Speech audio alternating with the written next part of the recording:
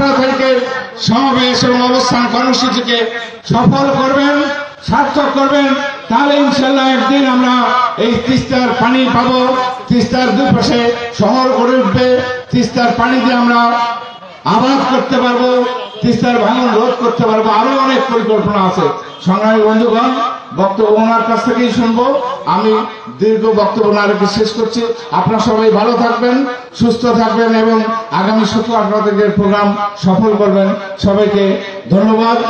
হিন্দু ভাইদের আদাব, মুসলমান ভাইদের আসসালামু আলাইকুম। ধন্যবাদ।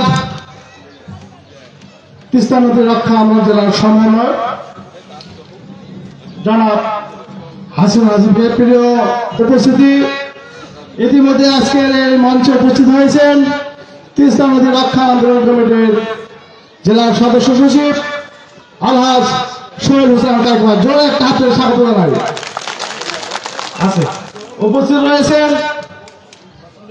লালমনিরহাট জেলা তিস্তা নদী রক্ষা আন্দোলন কমিটির সদস্য আমার বন্ধুবর জনাব সাজু পাটারি। তাকে জোরে হাত তুলে স্বাগত জানাই।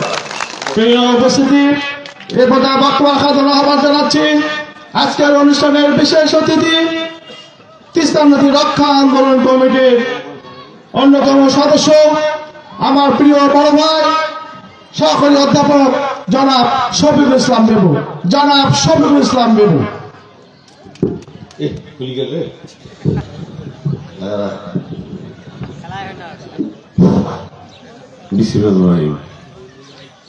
আজকে জাগো ভাই তিস্তা বাঁচাও আন্দোলন, এটা আমাদের সবারই হলেও দুলু ভাই যেটা মেইন উদ্যোক্তা। উপস্থিত আছেন আমাদের কুড়িগ্রাম জেলা বিএনপির অভিভাবক এবং জেলা বিএনপির সম্মানিত আহ্বায়ক জনাব মোস্তাফিজুর রহমান। উপস্থিত আছেন উত্তরাঞ্চল শুধু নয়, সারা বাংলাদেশের যাকে রাজনৈতিক ম্যাজিশিয়ান বলা হয়, হেমিলিয়নের বাসিওয়ালার মতন যিনি মানুষকে টেনে টেনে নিয়ে এসে রাজপথে নিয়ে আসতে পারেন, আন্দোলন সময় নিয়ে আসতে পারেন, আমাদের সাবেক উপমন্ত্রী অধ্যক্ষ আসাদ দুলু। উপস্থিত আছেন জেলা বিএনপির সংগ্রামী সদস্য সচিব আমার স্নেহের এবং জনপ্রিয় নেতা সোহেল হোসেন কাকওয়া। উপস্থিত আছেন রাজশাহী বিশ্ববিদ্যালয়ের সাবেক ছাত্রনেতা সরদি হল সংসদের সাবেক ভিপি এবং কুড়িগ্রাম জেলা বিএনপির যুগ্ম আহ্বায়ক যারা হাসিনা হাসিব সহ নেতৃবৃন্দ। আর একটা ছোট ভাই আছে এই ইউনিয়ন চেয়ারম্যান আতাউল, এখানে উপস্থিত আছে। আরো অনেকের নাম বলতে পারলেন না। আসলে দুলু ভাই হঠাৎ করে এই তিস্তা আন্দোলনে নামলো, এটা তার হঠাৎ নয়, এর আগে উনি লং মার্চ করেছেন। কিন্তু তিস্তা নিয়ে উনি কেন নামলেন? এই নদীটি 240 বছরের, এর প্রবাহ 240 বছর থেকে চলছে। আমার দাদা কেন, তার দাদা, তার দাদা, আর 240 অনেক পুরনো কথা। আর ইদানিং কালে যেটা তিস্তা নদীর যে সমস্যাটা, সেটা হচ্ছে 45 কিলোমিটার ভাঙতেছে, ভাঙন প্রবল।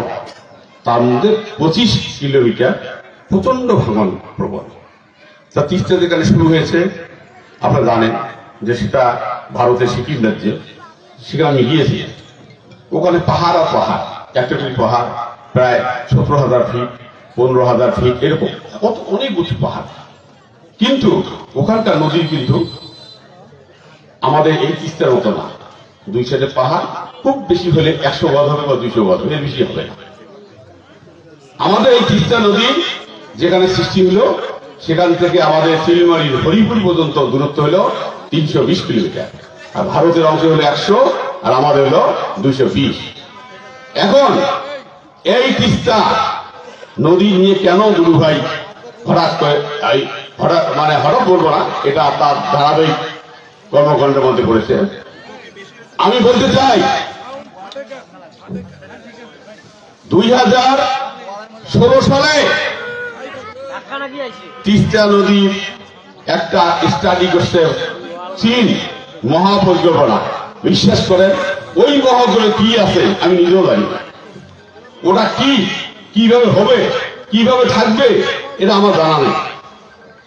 কিন্তু আজকে কয়েকদিন আগে এই যে রেজওয়ানা সিদ্দিকী আসছিল, আমি তো ঢাকা বিশ্ববিদ্যালয়ের ছাত্র ছিলাম, উনি আমার 2 বছর জুনিয়র ছিল, আমি সার্কিটে নিজে দেখা করেছি। আমি কি ব্যাপার আপনি আসছেন? উনি বক্তৃতায় বলতেছে যে এতদিন অপেক্ষা করলে আর 1 বছর অপেক্ষা করে। উনিও বলতেছে 2 পরের মানুষের নাকি উনি অভিমত নেবেন। আরে বাবারে, আমরা কি ইঞ্জিনিয়ার না নদী জলজ ইনস্টিটিউটের পরিচালক? আমরা কি বুঝবো পানি কোন দিক দিয়ে যা কোন দিক দিয়ে ভাঙে? উনি আসলে এইগুলার ভিতরে এই তিস্তা কিভাবে হবে সরকারও জানে না। এখন একটা সুবিধা আছে, দুলু ভাইয়ের নেতৃত্বে এই আন্দোলন শুরু হয়েছে, তারেক সাহেব আসতেছে। কি বলেন? এখন চায়না কি টাকা দিবে? সরকার আছে? সরকার নাই। তা আমি 15,000 কোটি টাকা দেব, কাকে দেব? ডক্টর ইউনূসকে? ডক্টর ইউনূস যদি থাকবে না, তাহলে আমি টাকা পাবো কোথায়? আমাদের নেতা দুলু সাহেব তারেক সাহেবকেও বলেছে যে ভাই এগুলো বাদ দেন, আন্দোলন শুরু করতে হবে, এপ্রিল মাসে আন্দোলন হবে, আমরা ক্ষমতা দেব, তারপর ইনশাল্লাহ এই দুলু ভাই নেতৃত্বে যেহেতু শুরু হয়েছে এটা অবশ্যই পালিত হবে। কারণ তারেক সাহেব এটাকে আমলে নিয়েছে বুঝায় আজকে আমরা সবাই আমরা ওই লাইনে থাকতেছি। দুলু ভাই 48 ঘন্টা বসে কমা যায় না, কয় কি তো কমা তো দূরের কথা, আমার তো কর্ণনা করে 3 দিন থাকায় ভালো ছিল। তাই এখন যাই হোক দুলু ভাই বলছে যে 48 ঘন্টা, তাহলে ভাই চিন্তা করেন না, তারেক রহমান কখন নিয়ে আসবো জানেন? 2 দিন পর পাশাপাশি যখন হবে তখনই নিয়ে আসবো, যাতে আপনারা থাকেন। কি বুঝলেন? আমি বলি ভাই দিনের বেলা আনা যায় না, পাশাপাশিতে নিয়ে আসবো, কারণ পাশাপাশিতে যখন আপনারা থাকেন তাহলে আপনারা এইরকম গর্জন দিচ্ছেন ভাই আমরা থাকবো, 48 জন থাকবো, পরে দেখা গেল 2টার পর পালাইলেন, থাকলেন না। তা দুলু ভাইরও রাজনীতি, আমাদের রাজনীতি শেষ। দুলু ভাই না থাকে আমাদেরও নাই। এই জন্য বলবো যে এই তিস্তা মহাপরিকল্পনা আমি বুঝিও না, আর তিস্তা কি জিনিস সেটা আমার মহাবেশি জানিও না, সরকারও জানে না। 9 বছর থেকে খালি তারা হাসা করতে, 9 বছর থেকে হাসাহাসি করতেছে, নাড়াচাড়া করতেছে, এরকম ভালো হয় না, এটা ঠিক হচ্ছে না। তাই দুলু ভাই আপনাকে অনুরোধ করবো, আপনি অবশ্যই বাংলাদেশের আমরা ক্ষমতা আসলে আমাদের এই অঞ্চলের লোক, আপনাকে মন্ত্রী হওয়ার জন্য আমরা অবশ্যই চেষ্টা করবো। সেক্ষেত্রে আমরা চাবো যে যেন উনি পানি সম্পদ মন্ত্রী হয়। কি কন? কারণ পানি সম্পদ মন্ত্রী যদি হয়, এই যে তার যে অভিজ্ঞতা হইল তিস্তা নিয়ে, আমার কালকে বলতেছে ভাই ঘুম নাই, রাইট নাই, চবর রাইট, এটা নাই, অডিটরি কাউন্ট নিয়ে কখনো নীলফামারী, কখনো গঙ্গাধারা, কখনো হরিপুর, একেবারে চতুর্দিকে ঘুরতেছে। আর যাই হোক তাহলে উনি অনেক কিছু জানছেন, আর ওনার বাড়ির পাশে তো নদী অনেকগুলো আছে। তা আমরা আশা করব যে আমাদের সামনে ইনশাল্লাহ এপ্রিল মাসের পরে আমরা নেতার নেতৃত্বে আমরা যেহেতু ভোট আমাদের দিতে হবে, ভোটে আমরা জয়লাভ করবো, আমাদের দল ক্ষমতা দেবে। তিস্তা অবশ্যই আমরা তিস্তা অবশ্যই আমরা পরিকল্পনা আমরা বুঝি না, আমরা তিস্তা নদীর আমরা কি চাই, সুফল ভোগ করতে চাই। এই আশা ব্যক্ত করে আমরা শেষ করছি। সবাইকে ধন্যবাদ। ধন্যবাদ দেবু ভাইকে। এ পর্যায়ে বক্তব্য রাখার জন্য আহ্বান জানাচ্ছি আজকের অনুষ্ঠানের বিশেষ অতিথি তিস্তা নদী রক্ষা আন্দোলন কমিটির জেলার সদস্য সচিব আলহাজ সোহেল হোসেন কায়কোবাদকে। আলহাজ সোহেল হোসেন কায়কোবাদ।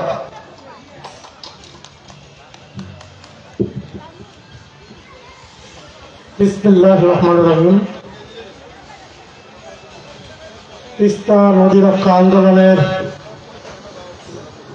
আগামী 17 এবং 18 ফেব্রুয়ারি অবস্থান কর্মসূচিকে সফল করার জন্য আজকের এই প্রস্তুতি সভার সম্মানিত সভাপতি, তিস্তা নদী রক্ষা আন্দোলনের অলিপুর উপজেলার সমন্বয়ক জনাব হায়দার আলী, আমাদের মাঝে উপস্থিত রয়েছেন আজকের এই প্রস্তুতিমূলক সভার প্রধান অতিথি আমাদের অভিভাবক, উত্তরবঙ্গের কৃতি সন্তান, যিনি এই এলাকার মানুষের দাবিকে প্রতিষ্ঠিত করার জন্য এক প্রান্ত থেকে আরেক প্রান্তে ছুটে অক্লান্ত পরিশ্রম করে জনগণের দাবির পক্ষে কথা বলছেন আমাদের প্রিয় নেতা জনাব অধ্যক্ষ আসাদুল হাবিব দুলু।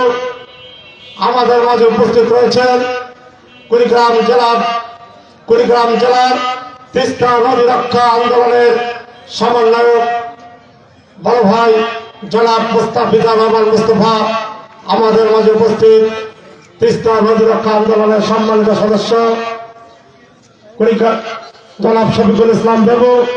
আমাদের মাঝে উপস্থিত রয়েছেন কুড়িগ্রাম জেলা বিএনপি কুড়িগ্রাম জেলার তিস্তা নদী রক্ষা আন্দোলনের অন্যতম সদস্য জনাব হাসিবুর রহমান হাসিব সহ তিস্তা নদী রক্ষা আন্দোলনের সকল পর্যায়ে সম্মানিত নেতৃবৃন্দ, সম্মানিত এলাকাবাসী, সম্মানিত মুরব্বীগণ, সম্মানিত যুবক ভাইয়েরা, ছাত্র ভাইয়েরা, আসসালামু আলাইকুম রহমতুল্লাহি ওয়া বারাকাতুহু।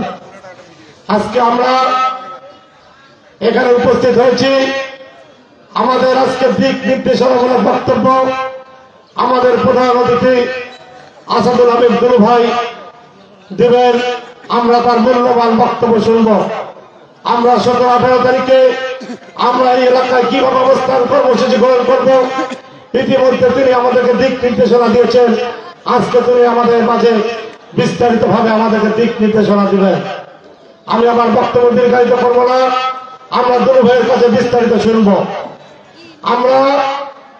আজকে আমরা একটা রাজনৈতিক প্ল্যাটফর্মে রাজনীতি করছি।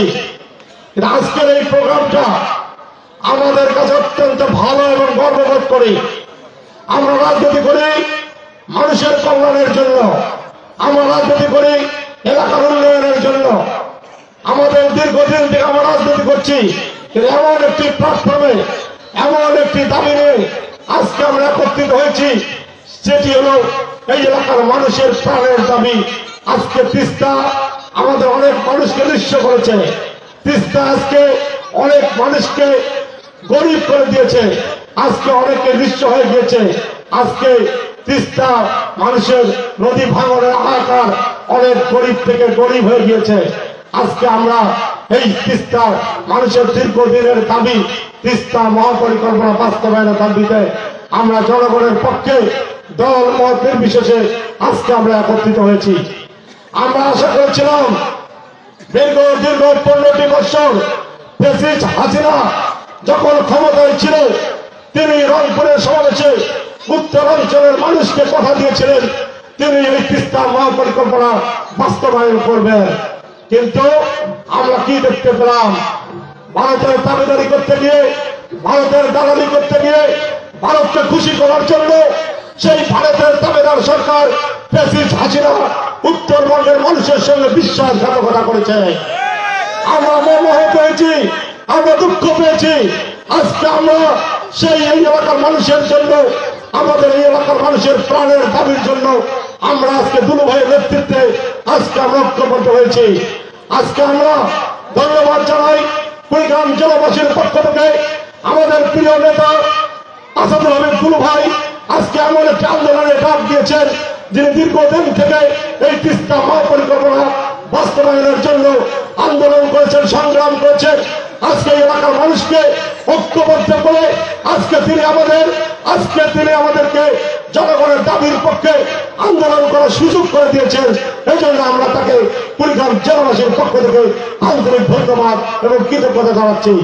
আপনারা জানেন আগামী 18 তারিখে আমাদের জনাব তারেক রহমান, যিনি আগামী দিনে বাংলাদেশের মানুষ যাকে নিয়ে স্বপ্ন দেখছে, নতুন বাংলাদেশ গড়ার স্বপ্ন দেখছে, তিনি ভার্চুয়ালি আমাদের সামনে বক্তব্য দেবেন। ইনশাআল্লাহ আমরা সকলে মিলে 17 এবং 18 তারিখে 48 ঘন্টার অবস্থান কর্মসূচি আমরা সবাই সফলভাবে পালন করব, এই আশাবাদ জানিয়ে আমি আপনাদের সুস্বাস্থ্য কামনা করে আমার বক্তব্য এখানে শেষ করছি। ধন্যবাদ সবাইকে। আসসালামু আলাইকুম রহমতুল্লাহ। আগামী 17 এবং 18 ফেব্রুয়ারি তিস্তা নদী দুপাশে তীরবর্তী অঞ্চলে অবস্থান কর্মসূচি আজকের এই প্রস্তুতি সভার বিশেষ অতিথি তিস্তা নদী রক্ষা আন্দোলনের জেলার প্রধান সমন্বয়ক বড় ভাই জনাব মুস্তাফিজুর রহমান মুস্তাফাকে বক্তব্য রাখার জন্য অনুরোধ জানাচ্ছি। জনাব মুস্তাফিজুর রহমান মুস্তাফাকে।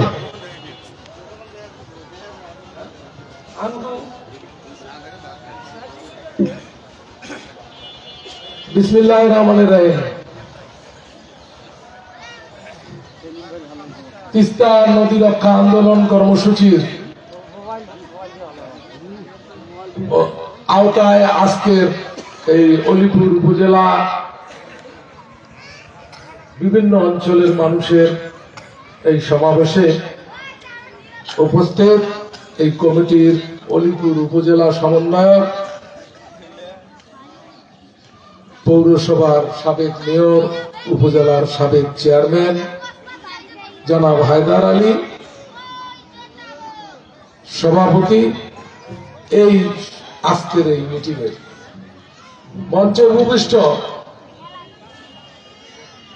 কুড়িগ্রাম জেলা থেকে আগত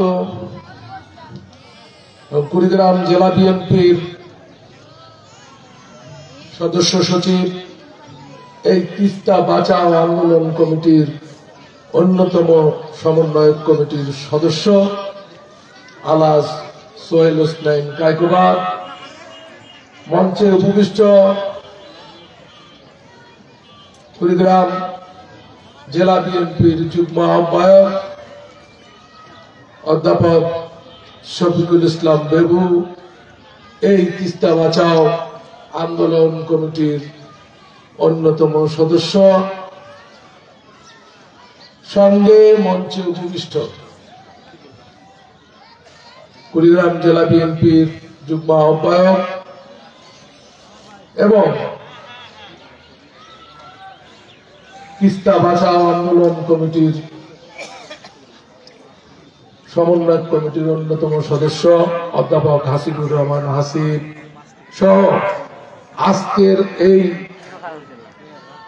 সভার সম্মানিত প্রধান অতিথি আমাদের রংপুর বিভাগীয় সাংগঠনিক সম্পাদক, আমাদের উত্তর অঞ্চলের অতিথি পুরুষ, সিংহ পুরুষ বলি আমরা যাকে, আমাদের প্রাণপ্রিয় নেতা জনাব আসাদুল হাবিব দুলু, যিনি এই তিস্তা রক্ষা কমিটির প্রধান সমন্বয়ক হিসেবে এখানে উপস্থিত আছেন।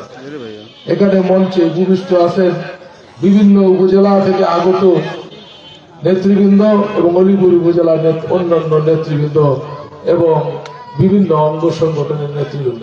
সামনে উপস্থিত থাত্রাই সহ পার্শ্ববর্তী এলাকার লোকজন, সবাইকে জানাই জেলা তিস্তা রক্ষা সমন্বয় কমিটির পক্ষ থেকে আন্তরিকভাবে ধন্যবাদ এবং আগামী দিনের শুভেচ্ছা। বক্তব্য নয়, আমরা দুলু ভাইয়ের বক্তব্য শুনতে চাই এবং ওনার বক্তব্যে সবকিছু উঠে আসবে, আপনারা ক্লিয়ার বুঝতে পারবেন। আমরা যতই বলি খন্ড খন্ড বক্তব্য, সেখানে আপনারা সঠিকভাবে আমরা মানুষকে বুঝাতে পারবো না। সেই জন্য ওনাকে আমরা সময় দিতে চাই বেশি। এক একটা কথা বলে শেষ। তিস্তা আমাদের জন্য একটি সর্বনাশা নদী। কেন? যে এটিতে আপনারা দেখেন যে যখন শুষ্ক মৌসুম তখন ধুধু করে মরুচর, যখন বন্যা তখন পার্শ্ববর্তী এলাকার সমস্ত প্লাবিত। কারণ হলো এর উজানে একটা বাঁধ দেওয়া আছে। আপনারা সবাই কম বেশি জানেন কে এই বাঁধ দিয়েছে, কোন দেশ এই বাঁধ দিয়েছে। সেই দেশটির নাম আপনারা বোধহয় আমার সাথে একমত হবেন, সেটা হলো ভারত। তারা আমাদের সুন্দর সুজলা সফলা জমিকে তারা বালিতে পরিণত করতে চায়, সে কারণেই তারা এসব করছে। আমার মনে হয় আমরা যদি বলি যে আমাদের ন্যায্য হিস্যার কথা, তাহলে আমরা আমাদের ন্যায্য হিস্যা পাই না। যখন যেটা দরকার সেটা তারা করে না। যখন আমার পানির দরকার নেই তখন বিস্তীর্ণ এলাকা প্লাবিত করে পানি দিয়ে। তাহলে আমরা আগেও অনেক জায়গায় আন্দোলনে গিয়েছিলাম, যেমন আমরা লং মার্চে গিয়েছিলাম নীলফামারী, আমরা লং মার্চ করে এসেছি এর প্রতিবাদে, কিন্তু আমাদের কোনো সুফল আমরা পাইনি। বিগত সরকার তারা তো ছিল অ্যাকচুয়ালি হচ্ছে ভারতের তাবেদার। তারা আমাদের যখন লং মার্চ করি তখন তারা ক্ষমতায়, কিন্তু আমাদের কোনো কাজে সেটি লাগে। আজকে সেইখান থেকে দুলু ভাইয়ের যে পরিকল্পনা, আসলে এটা সময় উপযোগী পরিকল্পনা। উনি সেটার ব্যাখ্যা দিবেন, আমি ব্যাখ্যা দিতে চাই না। আমরা সবাই মিলে 17-18 যে আমাদের একসঙ্গে আমরা থাকার যে পরিকল্পনা গ্রহণ করেছি, সেইটার মধ্যে আপনারা সবাই সমবেত হবেন। এটা জেলা সমন্বয় কমিটির পক্ষ থেকে এবং জেলা বিএনপির পক্ষ থেকে আপনাদেরকে আমি সবাইকে আজকের এখানে অনুরোধ করছি যে আপনারা 17 এবং 18 এই ফলাফল দেখার জন্য আপনারা সবাই ওই মাঠে আসবেন। আমরা একসঙ্গে ওখানে অবস্থান কর্মসূচি গ্রহণ করব, যেটা আমরা আমাদের আগামী দিনের রাষ্ট্রনায়ক তারুণ্যের অহংকার আমাদের তারেক রহমানকে আমরা দেখাতে চাই যে আমরা এই দেশের এই জায়গার মানুষ, আমরা কান্নাকাটি করে নয়, আমরা আমাদের দাবি আন্দোলনের মাধ্যমে আমরা অর্জন করতে চাই। এই কথা বলেই আপনাদেরকে আবারও ওই অবস্থান কর্মসূচিতে সবাইকে যোগ দেওয়ার জন্য অনুরোধ রেখে আমার বক্তব্য এখানেই সমাপ্তি ঘোষণা করলাম। খোদা হাফেজ। বাংলাদেশ জিন্দাবাদ।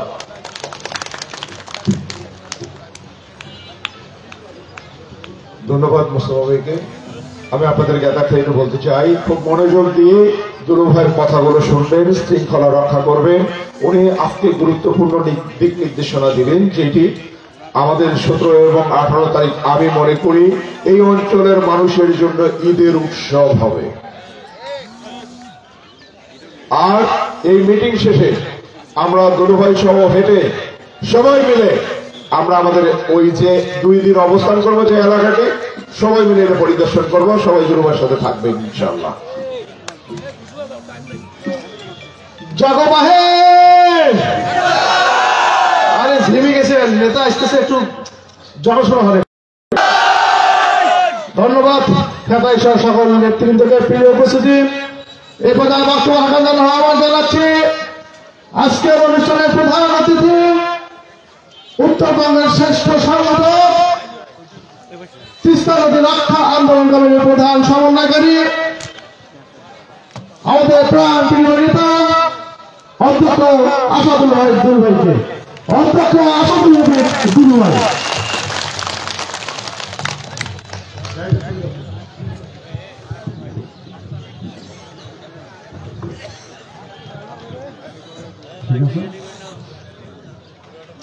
বিসমিল্লাহির রহমানির রহিম। তিস্তা নদী রক্ষা আন্দোলন কর্তৃক আয়োজিত আজকের এই প্রস্তুতিমূলক সভা সেনস্পদ সভাপতি, অলিপুর উপজেলা তিস্তা নদী রক্ষা আন্দোলনের সমন্বয়ক, আমার প্রিয় মানুষ হায়দার আলী, সবাই উপস্থিত আছেন কুড়িগ্রাম জেলা তিস্তা নদী রক্ষা আন্দোলনের সমন্বয়ক, কুড়িগ্রাম জেলা বিএনপির বিপ্লবী আহ্বায়ক মোস্তাফিজুর রহমান, সবাই উপস্থিত আছেন সদস্য সচিব সোহেল হোসেন কায়কোবাদ, শফিকুল ইসলাম বেমু, হাসিবুর রহমান হাসিব, উলিপুরের বিএনপি অঙ্গ সংগঠনের প্রিয় নেতৃবৃন্দ, ছাত্র ইউনিয়নের সংগ্রামী ভাই ও বোনেরা, আসসালামু আলাইকুম। জীবনে অনেক সভা করেছেন, মিছিলে গিয়েছেন, পদযাত্রায় গিয়েছেন। আজকের সভা হচ্ছে একটু ব্যতিক্রম ধর্মী। যেটা জীবনের অন্য কোনো জনসভার সঙ্গে মিলবে না। ইতিমধ্যে আপনারা জেনেছেন যে আমরা একটা ডাক দিয়েছি তিস্তা নদী রক্ষার জন্য। তিস্তা ছিল আমাদের মায়ের মতো। এই তিস্তা পরে যখন বহমান ছিল, প্রমত্ত তিস্তা ছিল, তখন রংপুরের মানুষের কৃষ্টি, ঐতিহ্য, সংস্কৃতি, সমৃদ্ধি এই তিস্তা নদীকে ঘিরে রচিত হয়েছিল। কিন্তু সেই তিস্তা নদী এখন শুকিয়ে মরুভূমি, ধুধু, বালুচর। মায়েরা যেমন সন্তানকে স্নেহ ভালোবাসা দিয়ে লালন পালন করে, তেমনি তিস্তা নদী এক সময় আমাদেরকে এরকম ভালোবাসা দিয়ে আমাদেরকে সমৃদ্ধ করে তুলেছিল। সেই সময় এই তিস্তা পাড়ের মানুষের গলা ভরা ধান, পুকুর ভরা মাছ, গোয়াল ভরা গরু, মুখে ছিল ভাওয়াইয়া গান। এখন সেই তিস্তা নদী রাক্ষসীর ভূমিকায় অবতীর্ণ হয়েছে। আমরা বাড়ি, ভিটা, বসত, সংসার সবকিছু থেকে উচ্ছেদ হয়ে ছিন্নমূল মানুষে পরিণত হয়েছে রংপুরের মানুষ। এই অঞ্চলের মানুষকে অনেকেই মঙ্গা এলাকা বলে, কেউ আমাদেরকে মফিজ বলে। কিন্তু এই রংপুর ছিল একসময় রঙের অংশে ভরপুর, তার নাম ছিল রংপুর। কিন্তু সঠিকভাবে নেতৃত্বের অভাবে রংপুর বৈষম্য শিকার হয়েছে দীর্ঘদিন।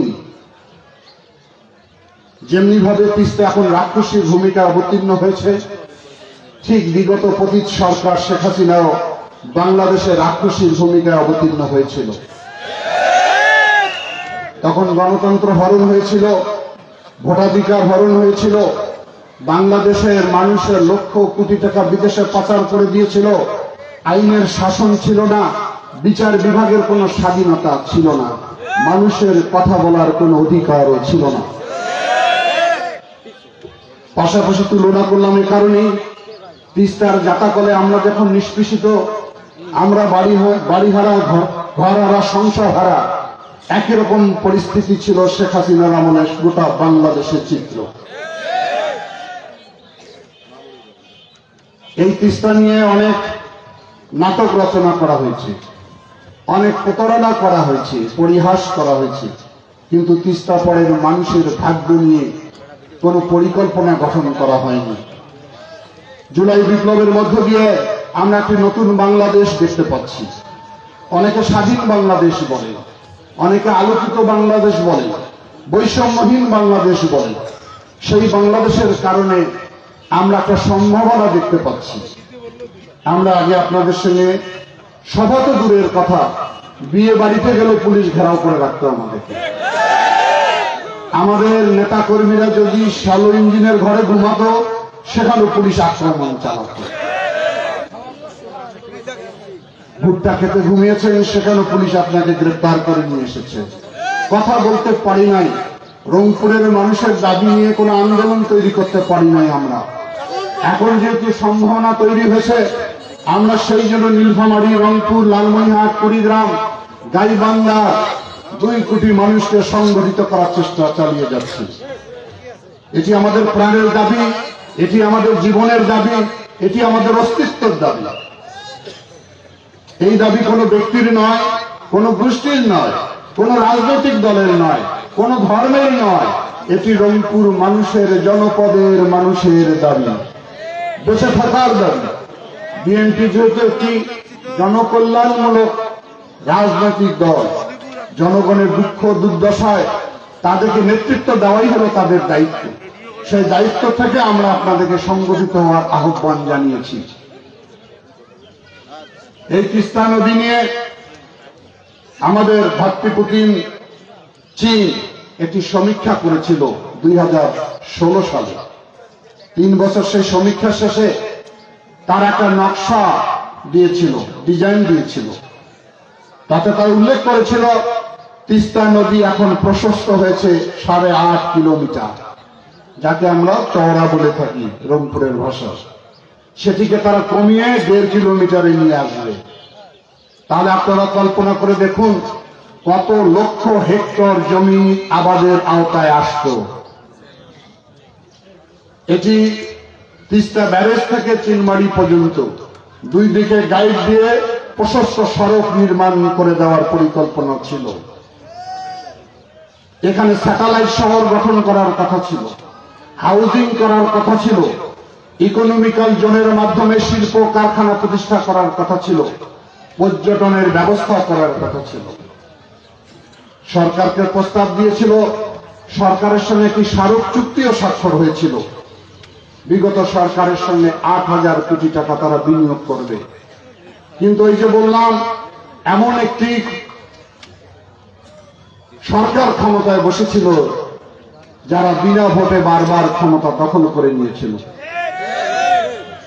আমাদের সেই পতিত স্বৈরশাসক শেখ হাসিনা যতবারই ভারত যায়, ভারত যাওয়ার প্রাককালে সাংবাদিক ভাইরা জিজ্ঞাসা করেন ওনাকে যে আপনি তো ভারত যাচ্ছেন, তিস্তার পানি চুক্তি স্বাক্ষর করবেন কিনা?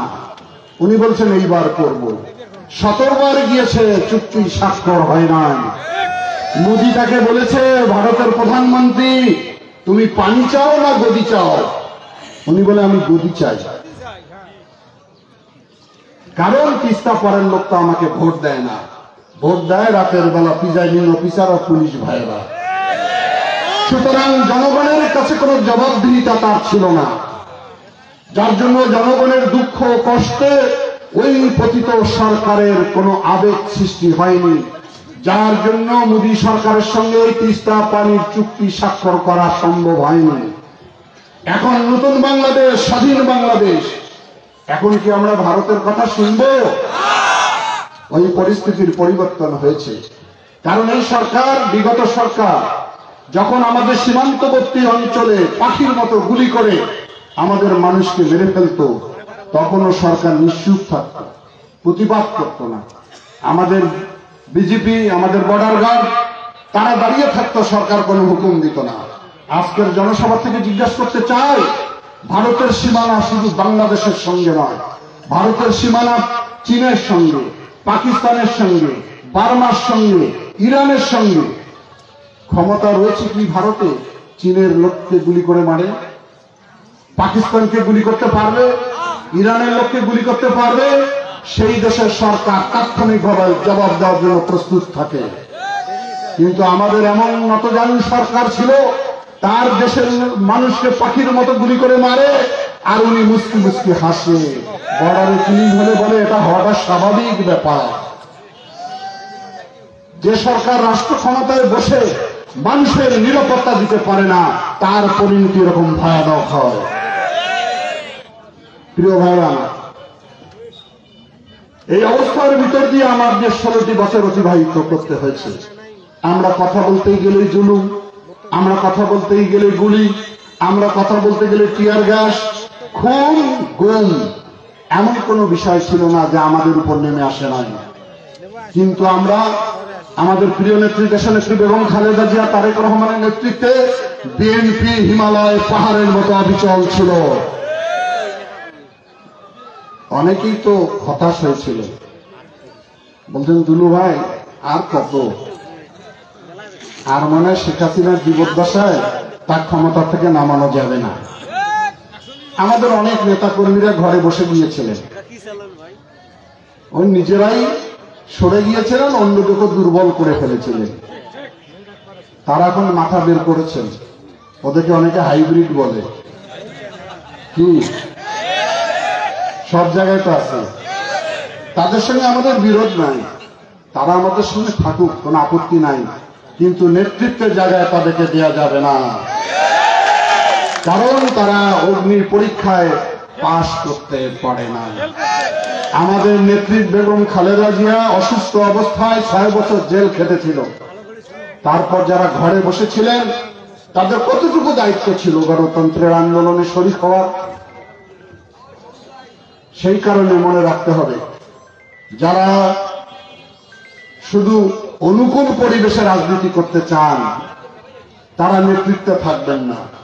যারা জেল, জুলুম, অত্যাচার, খুন, গুমকে মোকাবেলা করে রাজনীতি করতে চান তারাই নেতৃত্বে থাকবেন, কারণ তাদের প্রতি মানুষের আস্থা থাকবে, বিশ্বাস থাকবে, ভরসা থাকবে। তো এই চীনের মহাপরিকল্পনা বাস্তবায়ন করেনি কেন? ভারতের আপত্তির কারণে। দেশ হলো আমার, মানচিত্র হলো আমার, আর দিল্লিতে বৃষ্টি হলে শেখ হাসিনা ছাতা ধরত বাংলাদেশে। এই নতজানু একজন সরকারের পরিণতিটা দেখেন। বাংলাদেশের জুলাই বিপ্লবের মধ্য দিয়ে এই স্বৈরশাসকের পতন হয়েছে। সেই পতিত সরকারকে তারা আশ্রয় দিয়েছে ভারতের মাটিতে। তারা কি আমাদের বন্ধু হতে পারে? পারে না। অনেক বুদ্ধিজীবী অনেক কথা বলে, ভারত আমাদের বন্ধু প্রতিম রাষ্ট্র, যে আগ্রাসীর ভূমিকা রাখে, যে বাংলাদেশের তালপট্টি দখল করে, যে প্রতিদিন সীমান্তের মধ্যে নিরীহ মানুষকে গুলি করে হত্যা করে, তারা আমাদের কোনোদিন বন্ধু হতে পারে না। বাংলাদেশকে যদি কেউ ছোট মনে করে, মনে রাখবেন পৃথিবীর মধ্যে সবচেয়ে শক্তিশালী সেনাবাহিনী ছিল পাক হানাদার বাহিনী। 7.5 কোটি মানুষ ছিল বাংলাদেশে। তাদেরকে পরাজিত করে বাংলাদেশের মানুষ স্বাধীনতার সূর্য ছিনিয়ে নিয়ে এসেছে। সেই বাংলাদেশকে কেউ পরাজিত করতে পারবে না। শেখ হাসিনা রাষ্ট্র ক্ষমতায় থেকে এখানে নিশ্চয়ই জুড়ে আওয়ামী লীগের ভাইরা আছেন কিনা আমি জানি না, আমার কথা শুনতে পাচ্ছেন কিনা জানি না, আছে না? শোনেন, ওনাদের মায়ের কথা বলি। ওনাদের মা কে? হাসিনা। এখানে অনেক মায়েরা বসে আছে। পৃথিবীতে এমন কোন মা জন্ম হয়নি হাসিনার মতো। আমি গ্রামে থাকি, প্রতিদিন সকালবেলা অনেক লোক দেখা করতে যায়, সামাজিক পারিবারিক নানান সমস্যা নিয়ে। তো মাঝে মাঝে কিছু বোনেরা যান যে স্বামীর সঙ্গে তার দাম্পত্য কলহ, সংসার হচ্ছে না। তো অনেক আলোচনা করি, ফয়সলা হয় না, সেপারেশন হয়ে গেল। 2টা বাচ্চার সঙ্গে। বললাম বাচ্চা কার সঙ্গে যাবে? ওই বোনটা বাচ্চা দুটাকে জড়ায় ধরে বলে বাচ্চা নিয়ে যাব ভাই আমি। মায়ের সঙ্গে সন্তানের সম্পর্ক হলো শাশ্বত ভালোবাসা। পৃথিবীতে এমন কোন মা জন্মগ্রহণ করে নাই যিনি সন্তানকে ছেড়ে পালিয়েছে। তোমাদের মা শেখ হাসিনা যাওয়ার আগে খবর নেয়নি ভাই, তোমাদের পালিয়েছে।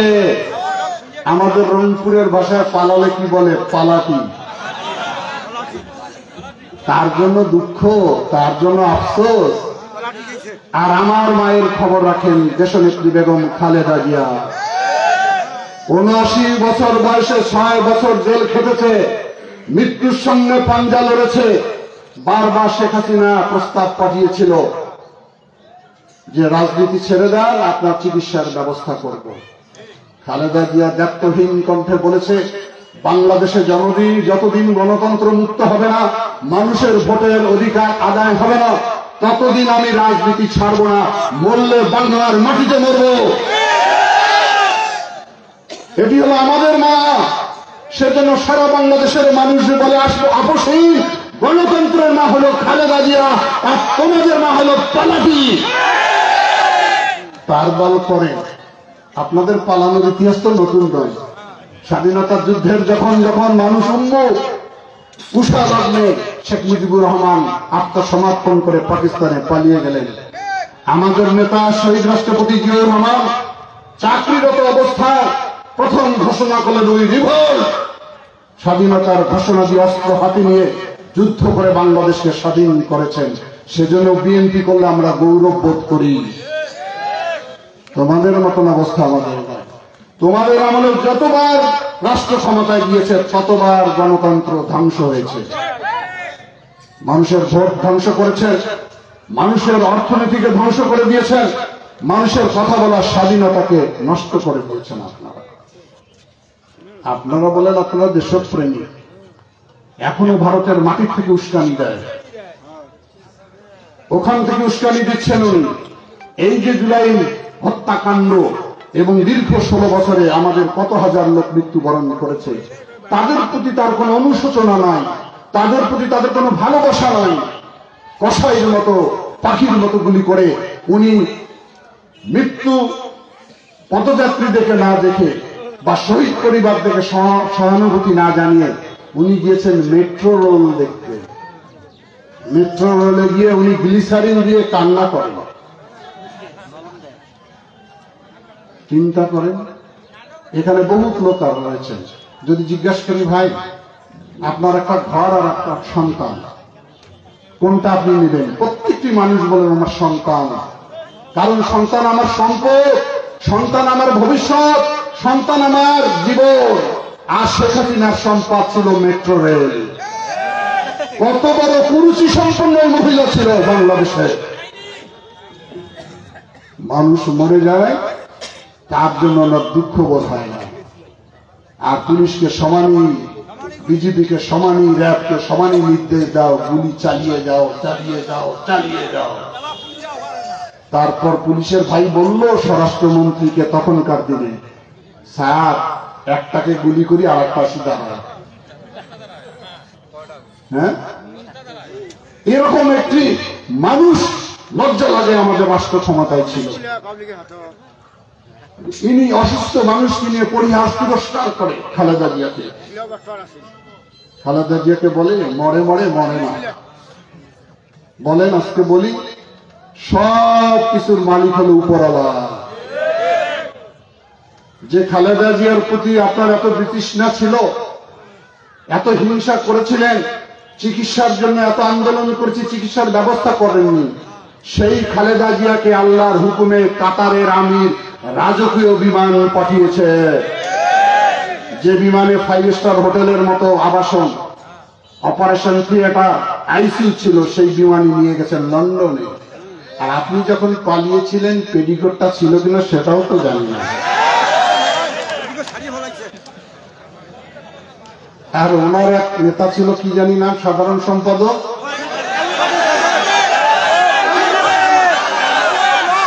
সেটা আমি বলতে চাই না, উনি বলেন দেখতে দেখতে 15 বছর,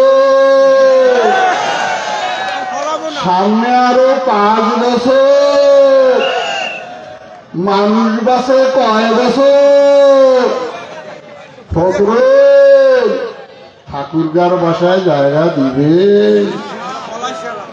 সোনার চাল পিতলা ঘুঘু কই আছেন? ঠাকুরবার বাসার দরজা সব খোলা, আসেন, আসতে পারবে? এই যে হেডন, এই যে অহংকার, অহংকারীকে আল্লাহ পছন্দ করে না। মানুষকে মানুষ মনে করত না। ক্ষমতার গন্ধে এমন হয়েছিল অন্ধ। আমাদের দলকে তো মানতেই চায় না, কোনো জনগণকেই মানতে চায় না। আয়না ঘরের প্রতিচ্ছবি দেখেন, কি বানিয়েছিল বাংলাদেশ। এই জন্য কি আমার পিতা সহ 30 লক্ষ মানুষ শাহাদাত বরণ করেছে?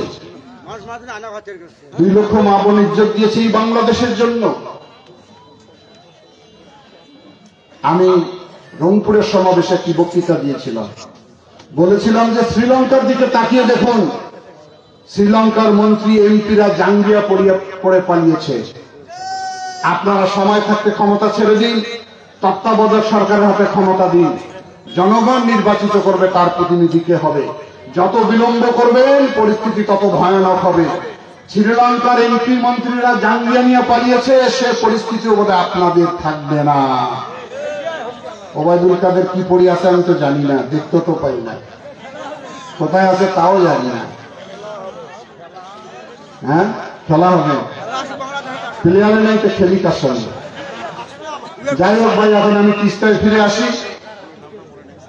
এই তিস্তা আমাদের দীর্ঘদিনের দুঃখের কারণ।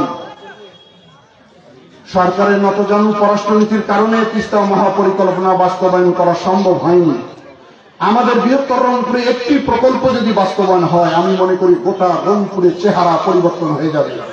রংপুর হবে সারা বাংলাদেশের সমৃদ্ধিশালী এলাকা, কারণ রংপুরের মানুষ খাদ্যের শস্যের সবচেয়ে অগ্রগামী অংশ, সবচেয়ে শস্য ভান্ডার হল রংপুর। কিন্তু রংপুরের মানুষ ভালোবাসার স্ত্রীকে বাড়িতে রেখে, অসুস্থ বাবা মাকে বাড়িতে ফেলে ঢাকায়, গাজীপুর, নারায়ণগঞ্জে চাকরি করতে যান। এখানে কোনো শিল্প নাই, কারখানা নাই, কিচ্ছু নাই। আমরা মনে করি সেটি হওয়া খুবই জরুরি। পৃথিবীতে এমন কোনো দাবি আন্দোলন ছাড়া আদায় হয়নি। শেখ হাসিনাও কি নেমেছে এমনিতে? নামেনি। সুতরাং আমরা রংপুরের মানুষ যদি জাগতে না পারি তাহলে তিস্তা পরিকল্পনা বাস্তবায়ন হবে না। আমরা মনে করি আমরা যদি সংগঠিত হই, আমরা যদি দাবি উচ্চারণ করতে পারি, যে সরকারি ক্ষমতা আসুক সে মানতে বাধ্য হবে। সে কারণে আপনাদেরকে আমরা ডাক দিয়েছি আগামী 17 এবং 18 ফেব্রুয়ারি, মাত্র 2 দিন। জীবনে অনেক কষ্ট করেছেন, অনেক যন্ত্রণা ভোগ করেছেন, অনেকে বাড়িহীন হয়েছেন, গৃহহীন হয়েছেন। 2টি দিন এই ক্ষেত্রাই নদীর পাশে, আর একটি তিস্তা নদীর পাশে ক্ষেত্রাই ইউনিয়নের পাশেই সামান্য জায়গা, ওখানে যাবেন 2 দিন। 2 দিন গিয়ে 17 তারিখ সকাল 9টায় যাবেন, 17 তারিখ থাকবেন, 18 তারিখ থাকবেন, 19 তারিখ সকালবেলা ফজরের নামাজ পড়ে বাড়িতে আসবো। রাজি আছেন সবাই? এটি আমার দাবি নয়, এটি শুধু ক্ষেত্রাইবাসীর দাবি নয়, এটি শুধু উলিপুরের দাবি নয়, এটি রংপুরের 5 জেলার মানুষের দাবি। সুতরাং এই দাবিতে আমরা সবাই থাকবো। আমরা যদি দাবিটা উচ্চারণ ঠিক মতো করতে পারি, বললাম যে সরকারি আসবে সে সরকার দাবি মানতে বাধ্য হবে।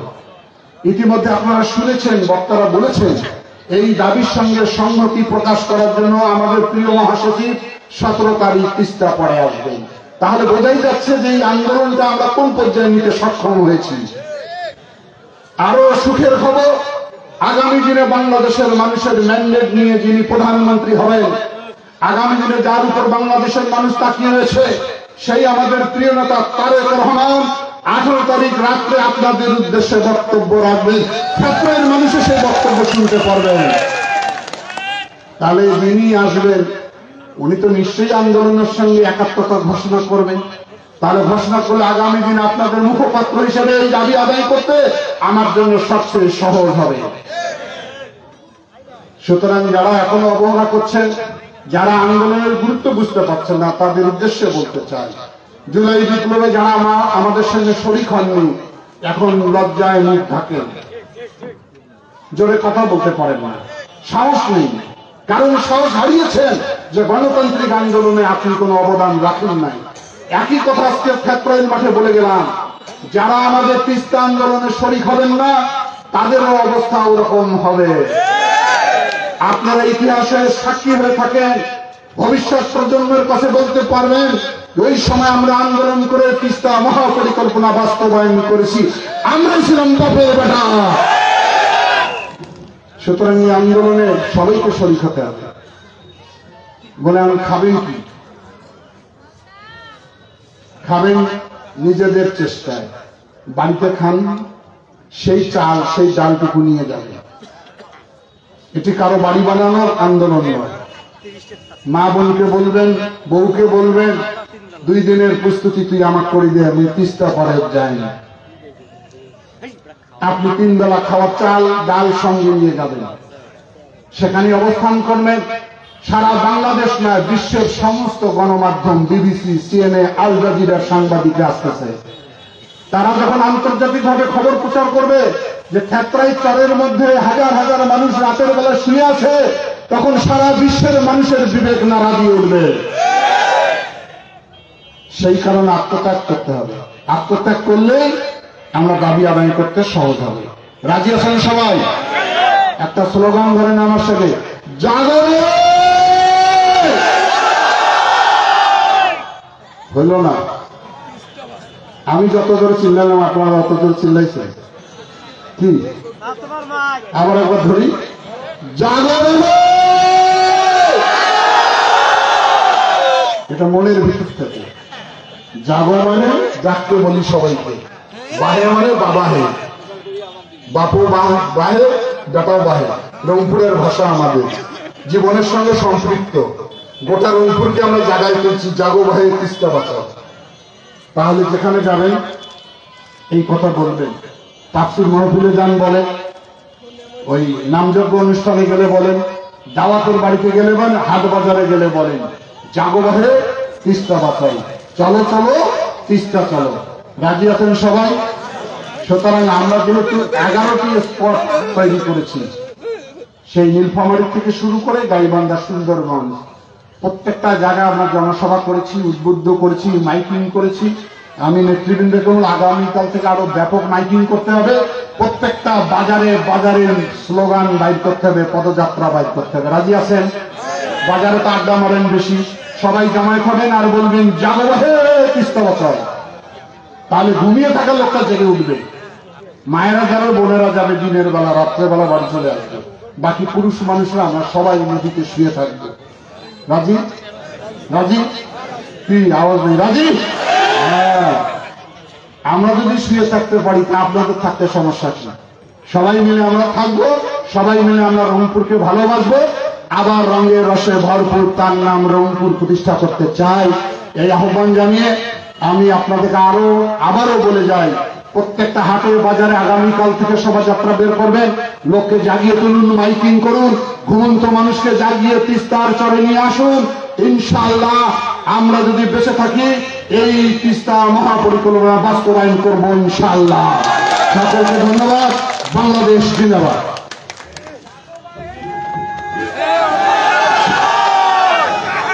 ধন্যবাদ। আজকে এই তিস্তা নদী রক্ষা আন্দোলন কমিটির পক্ষ থেকে আমি অত্যন্ত খুশি আমরা যে আমাদের আজকের এই প্রস্তুতি সভা অত্যন্ত সফল হয়েছে। সকলকে ধন্যবাদ জানাই।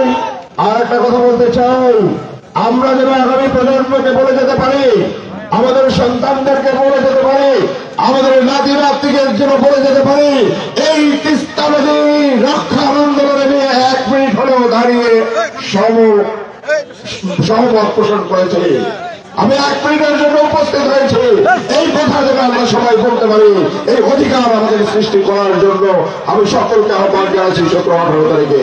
আজকে সকলকে আবার ধন্যবাদ জানিয়ে এবং আমাদের নেতা দুরু ভাই সহ আমরা নদীর পাড়ে যাবো হাঁটতে হাঁটতে, সকলে আমাদের সঙ্গে আসবেন, এই আশাবাদ ব্যক্ত করে আজকে সমাপ্তি ঘোষণা করছি। ধন্যবাদ সবাইকে।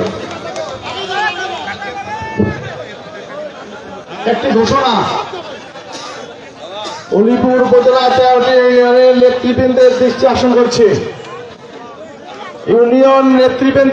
আকর্ষণ করছে, আগামীকাল বাদ মাগরিব সকল ইউনিয়নে তিস্তা ভাষায় এই মুখরিতে মিছিল হবে। প্রত্যেকটা ইউনিয়নের প্রতিটা হাট বাজারে, প্রত্যেক ইউনিয়ন বিএনপির নেতৃবৃন্দের সমন্বয়ে প্রতিটা হাট বাজারে আগামীকাল বাদ মাগরিব মিছিল হবে। ধন্যবাদ সকলকে।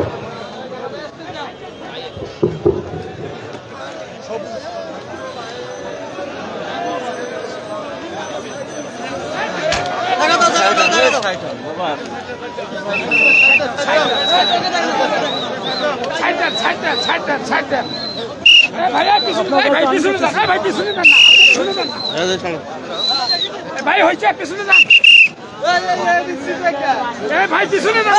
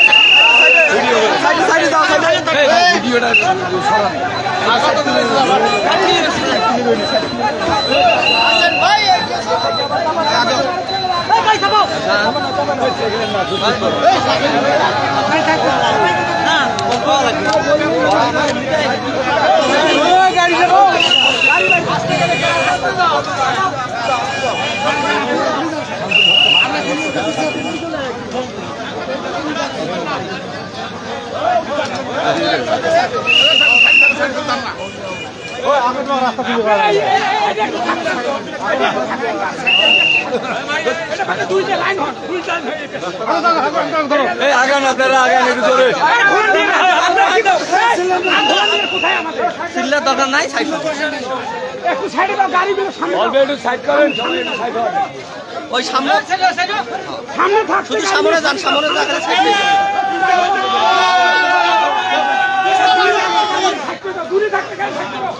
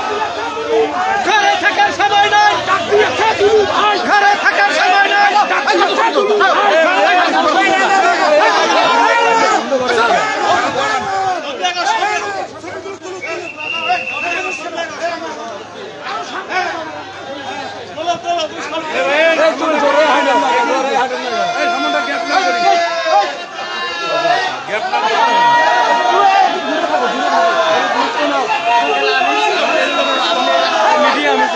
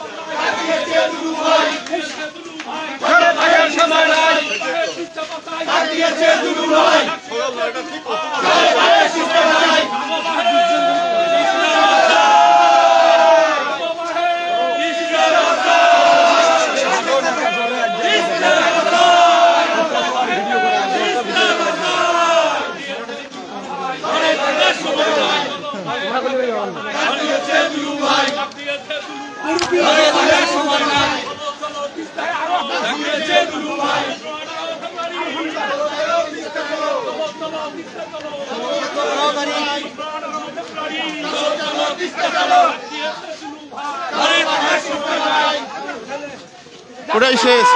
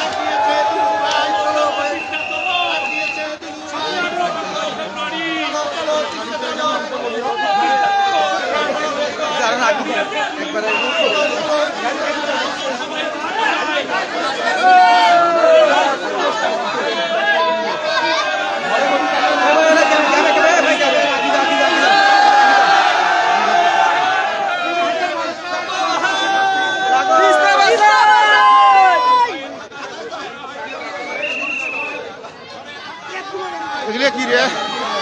এগুলো কি থাকার প্যান্ডেল? হ্যাঁ,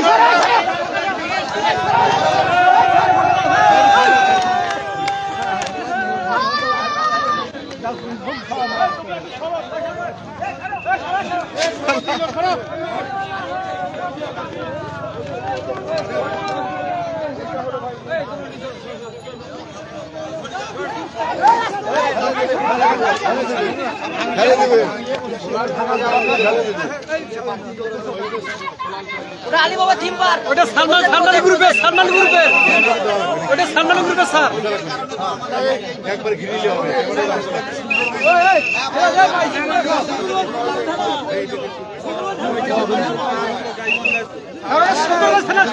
ফোনটা নিচুত নামান ভাই, ফোনটা নিচুত নামান। আমাদের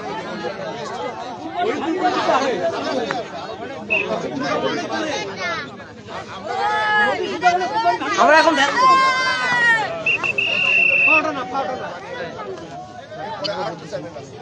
আমি ভাই অলিপুর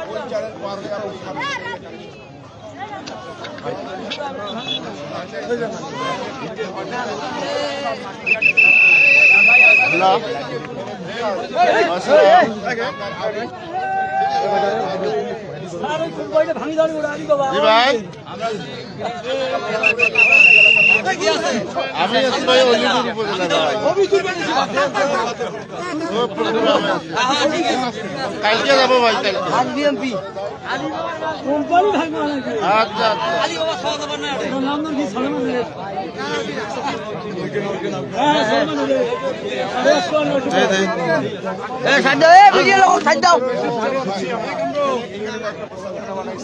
খাওয়ার প্যান্ডেলের ওইদিকে আমাদের একটা বাসি স্যার আছে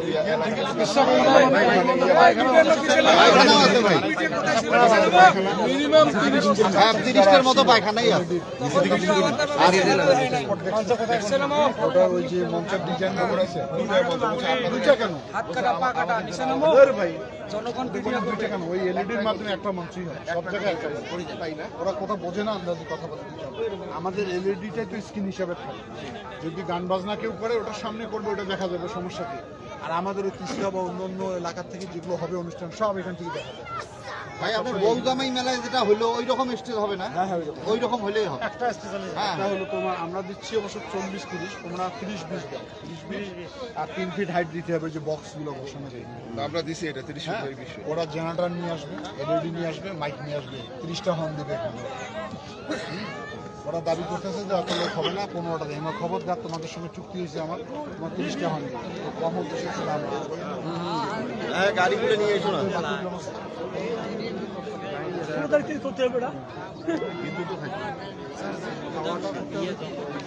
পাশে বেরিয়াল করে একবারে উড়াউড়ি করলে কারো খাবার কেউ খেতে পারবে বেরিয়ালের মাছ দিয়ে লোক আসবে এদিক দিয়ে এদিক দিয়ে যাবে প্লেট আর গ্লাস পাটি যেখানে যেখানে বসে সেখানে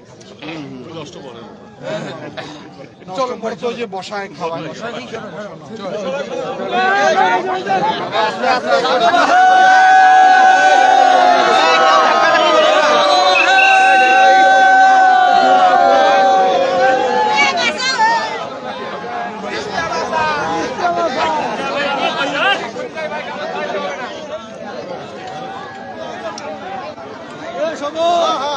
এত দূর রে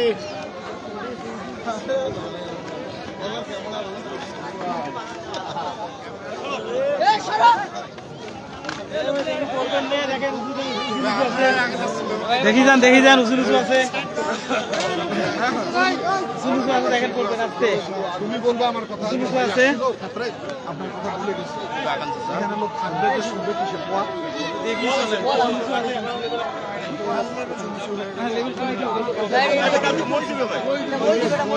লেভেল করি না হবে ইনশাআল্লাহ কালকে লেভেল করা দিলে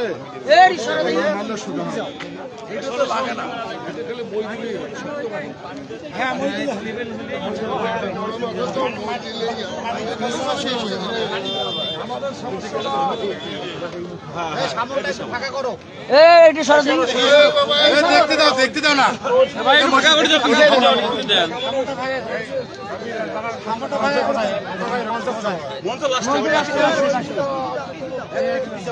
ফাঁকা করে দেন দেখতে দেন ফাঁকা করে দেন আসেন যাই সামনে দেখি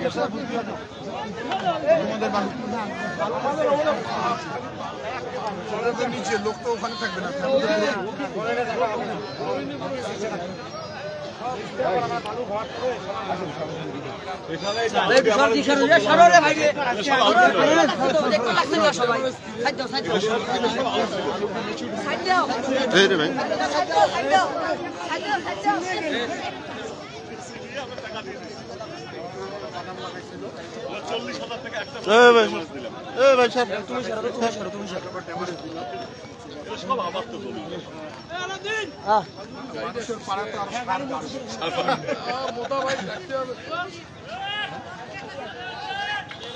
সব কালকে বই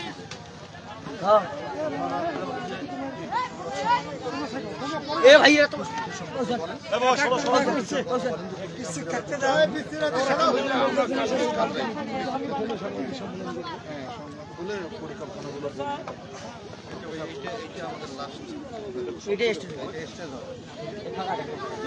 দেখি দেখি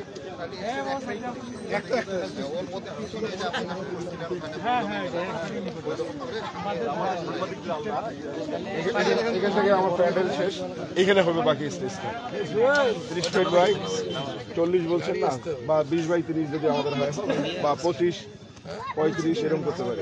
প্যান্ডেল কত ফিট হলো? এটা তো এই ইয়ে করে এটা করে প্যান্ডেল হবার না, হবার না।